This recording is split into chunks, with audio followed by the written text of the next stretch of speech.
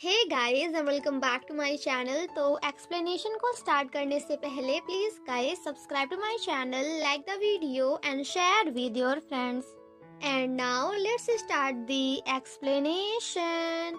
But guys explanation को start करने से पहले मैं आप सभी को बता दूं कि आज से हमारे मेन चैनल पे एक नया ड्रामा का एक्सप्लेनेशन स्टार्ट होने वाला है। बट गाइस रुको जरा, सब्र करो, क्योंकि इसका मतलब ये नहीं कि मैं K pop idol loves cute girl का नेक्स्ट पार्ट नहीं अपलोड करने वाली हूँ या फिर मैं उस ड्रामा को बंद करने वाली हूँ। मैं K pop idol loves cute girl उस ड्रामा को भी अपलोड करूंगी, बट गाइस अपने इस चैनल में नहीं बल्कि सेकंड चैनल में। और आप में से बहुत कम लोगों ने उस ड्रामा का पार्ट 3 एंड 4 नहीं देखा है बिकॉज कॉपीराइट क्लेम की वजह से वो दोनों वीडियोस ब्लॉक हो गए हैं।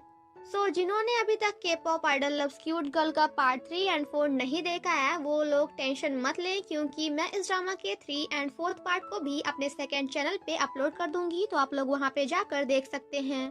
और guys K pop idol loves cute girl का पार्ट 8 आज शाम को 5 बजे मैं अपने सेकंड चैनल पे अपलोड कर दूंगी, तो पार्ट 8 के लिए stay tuned.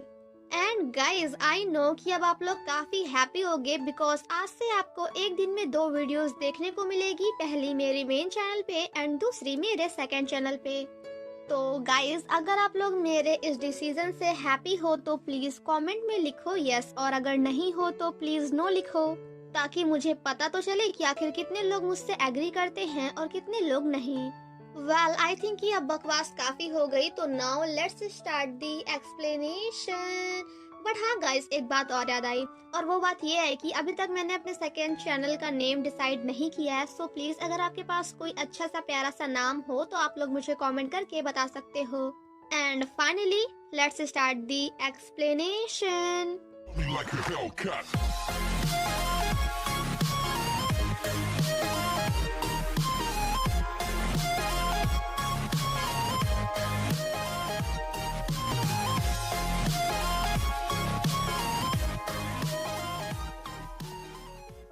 So guys episode 1 की शुरुआत होती है हमारे इस ड्रामा की छोटी सी फीमेल लीड से, जिसका नाम है अना। अना जब अपने मॉम के रूम का डोर ओपन करती है तो उसे पता चलता है कि उसके मॉम की डेथ हो चुकी है। तभी पीछे से कोई आदमी गेट को क्लोज कर देता है और इसी के साथ हमारा ये सीन यहीं पे कट हो जाता है। नेक्स्ट मॉर्निंग हम अना को देखते हैं जिसे एक लेडी बड़े से चर्च में छोड़ आती है। देखते ही देखते हमारी छोटी सी अन्ना बड़ी हो जाती है एंड चोरी चोरी चुपके चुपके चर्च से भाग आती है।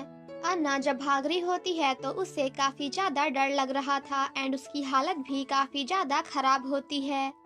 थोड़े बहुत सीन्स देखने के बाद हमें पता चलता है कि ये कोरिया नहीं बल्कि स्पेन है। अन्ना जब भाग रही होती है तो उसे रास्ते में काफी सारे कॉइन्स पड़े हुए दिखते हैं, जिसे देखकर वो उन सभी कॉइन्स को पागलों की तरह उठाने लगती है। आफ्टर दैट हमारा यहाँ पे इंट्रोडक्शन होता है हमारे इस ड्रामा के मेन लीड से, जिसकी हालत काफी ज्यादा खराब थी एंड उसके चारों ओर ब्लड ही ब्लड था। अभी तो हमें हमारे मेन लीड का नाम नहीं बताया गया, बट हम इसे स्टार्टिंग से ही केटू बुलाएंगे। देन नेक्स्ट सीन में हम केटू को देखते हैं जो कि सभी सीसीटीवी कैमरा से छुपते छुपाते कहीं जा रहा था। वहीं दूसरी तरफ हम कुछ लोगों को देखते हैं जो कि अना को पकड़ने की कोशिश कर रहे थे। अना जब भाग रही होती है तभी रास्ते में वो केटू से टकरा जाती है। केटू अना से कहता है कि तुम ठीक तो हो ना। अना को जैसे ही पता चलता है कि वो भी कोरियन है तो अना उससे हेल्प करने के लिए बोलती है। अना कहती है कि प्लीज मुझे बचा लो, प्लीज मेरी हेल्प करो, क्योंकि काफी बुरे लोग मेरा पीछा कर रहे हैं, प्लीज मुझे बचा लो। बट केटू ऐसा नहीं करता क्योंकि वहाँ पे काफी सारे सीसीटीवी कैमरास थे। अना के काफी ज्यादा रोकने के बाद भी केटू उसकी कोई भी बात नहीं सुनता एंड चुपचाप वहाँ से चला जाता है। वहीं दूसरी तरफ वो आदमी अना को पकड़ लेता है, बट इससे पहले कि वो अना को कुछ भी कर पाता तभी वहाँ पे केटू आकर उस आदमी को पकड़ लेता है एंड अना को वहाँ से जल्दी भागने के लिए कहता है। एंड आफ्टर दैट इन दोनों के बीच में एक ढांसू सी फाइट होती है। उस आदमी को मारने के बाद केटू को पता चलता है कि वो तो पुलिस का आदमी था, जिसे देखते ही केटू काफी ज्यादा डर जाता है एंड अपना सामान लेकर वहाँ से भाग जाता है। केटू जा ही रहा होता है कि तभी उसे फिर से रास्ते में अन्ना मिलती है। अन्ना केटू से कहती है कि प्लीज मेरी हेल्प करो एंड मुझे भी अपने साथ कोरिया ले चलो। बट केटू उसकी हेल्प करने को बिल्कुल भी तैयार नहीं था। वो दोनों बातें कर ही रहे होते हैं कि तभी पीछे से पुलिस फिर से आ जाती है, जिसे देखकर केटू फिर से अन्ना को वहां से भागने के लिए बोलता है। एंड आफ्टर दैट फिर से उन दोनों पुलिस से फाइट करना स्टार्ट कर देता है। वेल गाइज, अगर आपको एक्शन ड्रामास पसंद है ना तो फिर ये ड्रामा आपके लिए है। केटू जब फाइट करके जा रहा होता है तो वो अन्ना को देखता है जो कि कार के अंदर बंद थी। केटू को देखकर अन्ना फिर से काफी जोर जोर से हेल्प हेल्प चिल्लाने लगती है। वेल ये सब देखकर तो हमारा केटू भी सोच रहा होगा कि इस बंदी को मैंने अपनी उंगली क्या पकड़ाई, ये तो मेरा पूरा हाथ पकड़ने चली है। भाई मैं नहीं कर रहा इसकी हेल्प, क्योंकि अगर इसकी हेल्प करने चला ना तो पता नहीं कि अभी और कितने पुलिस वालों से फाइट करनी पड़ेगी। वेल ये सब सोचने के बाद हमारा केटू एक कार में बैठकर कार नहीं आई मीन टैक्सी में बैठकर एयरपोर्ट की ओर चला जाता है। वहीं हमारी अन्ना पीछे से केटू को जाता हुआ देखकर काफी ज्यादा रोती है और तभी ये सीन यहीं पे कट हो जाता है। वेल आफ्टर दैट हमें 6 महीने बाद सोल साउथ कोरिया का सीन दिखाया जाता है। मतलब कि हमारे male lead and female lead को एक दूसरे से मिले हुए 6 महीने बीत चुके हैं। वेल अन्ना का क्या हुआ ये तो हमें नहीं पता, बट हमारा मेल लीड यानी कि केटू बड़े आराम से पेंटिंग कर रहा है और जब बेचारा पेंटिंग करते करते थक जाता है तो थोड़ा सा रेस्ट कर लेता है। वेल गाइज, यहाँ पे ना मुझे केटू को देखकर ऐसा लग रहा था कि जैसे वो पिक्चर का हीरो नहीं बल्कि किसी गली का गुंडा हो। देन सेम नाइट केटू को किसी का कॉल आता है, जिसके बाद केटू अपना ट्रक लेकर वहाँ से चला जाता है। गाइज आई डोंट नो कि इस गाड़ी को क्या कहते हैं, ट्रक या फिर कार, जो भी होगा आप लोग देख लेना। देन नेक्स्ट सीन में हम केटू को देखते हैं जो कि एक बड़ी सी बिल्डिंग में अंदर जाने की कोशिश कर रहा था। बट वहाँ के बॉडीगार्ड्स उसे अंदर जाने की परमिशन नहीं देते हैं। केटू वहाँ से वापस जा ही रहा होता है कि तभी वहाँ पे एक दादी माँ आकर केटू की हेल्प करती हैं।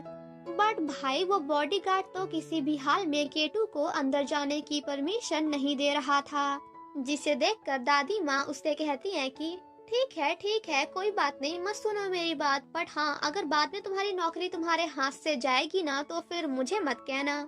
जिसे सुनते ही वो बॉडीगार्ड केटू को अंदर जाने की परमिशन दे देता है।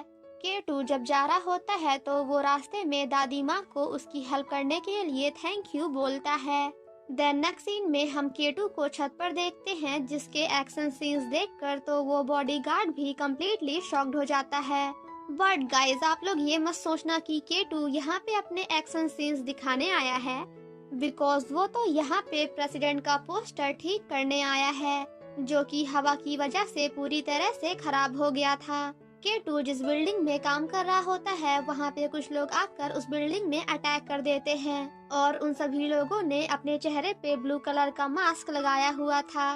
तभी उसी बिल्डिंग में हम एक अंकल को देखते हैं और ये अंकल वही हैं जिसका पोस्टर बाहर केटू ठीक कर रहा है, बिकॉज ये काफी बड़े एंड काफी फेमस पॉलिटिशियन हैं और बहुत जल्द ही कोरिया के प्रेसिडेंट भी बनने वाले हैं।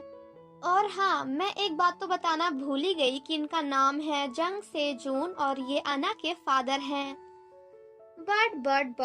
बट यहाँ पे तो अन्ना के डैड यानी कि जंग से जून का अलग ही लेवल वाला रोमांस चल रहा है। वेल इन दोनों का इतना हाई लेवल वाला रोमांस देखकर तो मैं भी थोड़ी देर के लिए सोच में पड़ गई थी कि आखिर इस ड्रामा के हीरो हीरोइन केटू एंड अन्ना है या फिर ये दोनों। वेल वो दोनों अपने काम में बिजी ही होते हैं कि तभी प्रेसिडेंट की नजर केटू पे पड़ती है, जो कि उन दोनों को ही थोड़ा शॉक्ड होकर देख रहा था। दादी माँ जब केटू को देखकर हेलो बोलती हैं तो केटू भी उन्हें देखकर काफी ज्यादा हैप्पी होता है। तभी केटू की नजर उन्हीं लोगों पे पड़ती है जिन्होंने ब्लू कलर का मास्क पहन रखा था और अब वो सभी लोग ऊपर वाले फ्लोर तक पहुँच चुके थे। केटू बाहर से ही चिल्ला कर दादी माँ से कहता है कि दादी माँ पीछे देखो, वो लोग आपको भी मार देंगे। दादी माँ मैंने कहा पीछे देखो, दादी माँ बात सुन रहे हो आप मेरी की नहीं। बट इससे पहले कि दादी माँ कुछ कर पाती वो लोग दादी माँ को भी मार देते हैं, जिसे देखकर केटू कम्प्लीटली शॉक्ड हो जाता है। ये सब देखने के बाद केटू उस बिल्डिंग के कांच को तोड़ने की कोशिश करता है, बट काफी कोशिश करने के बाद भी वो कांच नहीं टूटता बिकॉज वो काफी ज्यादा मजबूत था। आफ्टर दैट हमारा केटू अपने दिमाग का यूज करके कुछ ऐसा करता है। अंदर जाने के बाद केटू उन सभी बंदों से फाइट करते हुए सबसे पहले दादी माँ की जान बचाने की कोशिश करता है। वहीं दूसरी तरफ हम एक लेडी को देखते हैं जिसका इंटरव्यू चल रहा था, और ये लेडी कोई और नहीं बल्कि प्रेसिडेंट जोंग से जून की वाइफ है, या फिर आप कह सकते हो कि अना की स्टेप मॉम। एंड गाइस, मैं आपको बता दूं कि इन दोनों हस्बैंड एंड वाइफ की एक दूसरे से बिल्कुल भी नहीं बनती, बट इलेक्शन में जीतने के लिए ये दोनों सभी लोगों के सामने काफी हैप्पी एंड काफी अच्छे कपल होने की एक्टिंग करते हैं। प्रेसिडेंट जंग से जून अपनी वाइफ को कॉल करके उनसे कहते हैं कि जो बंदा मेरा पोस्टर ठीक करने आया था उसने मुझे देख लिया है, सो प्लीज मेरे लिए तुम उसका काफी अच्छे से ख्याल रखना। वहीं दूसरी तरफ हम काफी सारे ऑफिसर्स को देखते हैं जो कि केटू के घर उसे मारने पहुंच गए थे, और ये काम किसी और का नहीं बल्कि प्रेसिडेंट जंग से जून की वाइफ का था। चीफ जो जब सीसीटीवी कैमरे की रिकॉर्डिंग्स देख रहे होते हैं तो वो केटू को देखकर कंप्लीटली शॉक्ड हो जाते हैं। और गाइस, मैं आपको बता दूं कि चीफ जो इस बिल्डिंग के सभी बॉडीगार्ड्स के हेड हैं।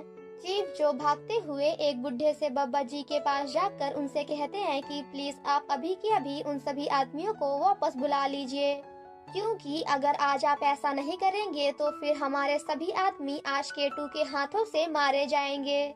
जिसे सुनकर बब्बा जी वॉज लाइक, रुको जरा, सब्र करो। तो तुम्हारे कहने का मतलब ये कि हमारे आदमी अभी खतरे में हैं? मतलब भाई, फेंकने की भी कोई लिमिट होती है। वहीं दूसरी तरफ हम केटू को देखते हैं जो कि काफी मस्त वाली फाइट करके सभी बंदों को एक एक करके ठिकाने लगा रहा था। तभी थोड़ी देर बाद वहाँ पे चीफ जो भी भागते हुए पहुँच जाते हैं, बट तब तक हमारा केटू अपना पूरा काम खत्म करके वहाँ से चला जाता है।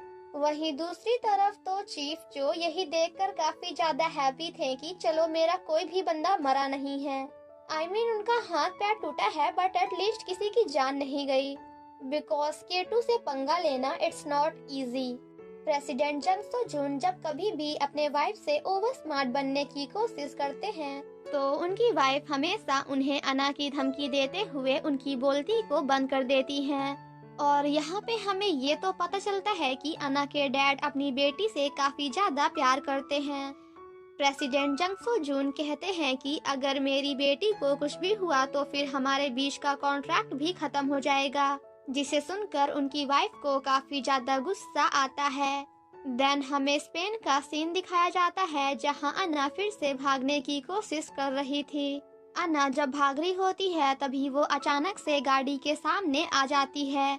अन्ना जब कार के लाइट्स की ओर देखती है तो उसे उसके बचपन का सीन याद आता है जहां वो अपनी मॉम को सोने के लिए स्लीपिंग पिल्स यानी कि नींद की गोलियां खाने को दे रही थी। ये सब याद करने के बाद अन्ना कहती है कि ऐसा नहीं हो सकता, मैं ऐसा नहीं कर सकती, क्योंकि अब अन्ना को ऐसा लगता है कि उन गोलियों की वजह से ही उसके मॉम की डेथ हुई थी, एंड मॉम को वो गोलियां किसी और ने नहीं बल्कि मैंने ही दिया था। इसका मतलब कि मैं अपने मॉम की खूनी हूँ। और इसी के साथ हमारा एपिसोड फर्स्ट यहीं पे खत्म हो जाता है। Thank you so much guys for watching my explanation. Stay safe and healthy, bye bye. और हाँ गाइस, मेरे सेकंड चैनल का लिंक आपको डिस्क्रिप्शन बॉक्स में मिल जाएगा, तो प्लीज आप जाकर मेरे सेकंड चैनल को भी सब्सक्राइब कर लीजिए, बिकॉज आज शाम को मैं K pop idol loves cute girl का पार्ट 8 अपने सेकंड चैनल में अपलोड कर दूंगी। और हाँ, जिन्होंने अभी तक इस ड्रामा का पार्ट 3 एंड 4 नहीं देखा है वो लोग जाकर मेरे सेकंड चैनल पे देख सकते हैं, क्योंकि मैंने वो दोनों पार्ट्स वहाँ पे ऑलरेडी अपलोड कर दिए हैं। And now guys, finally bye bye.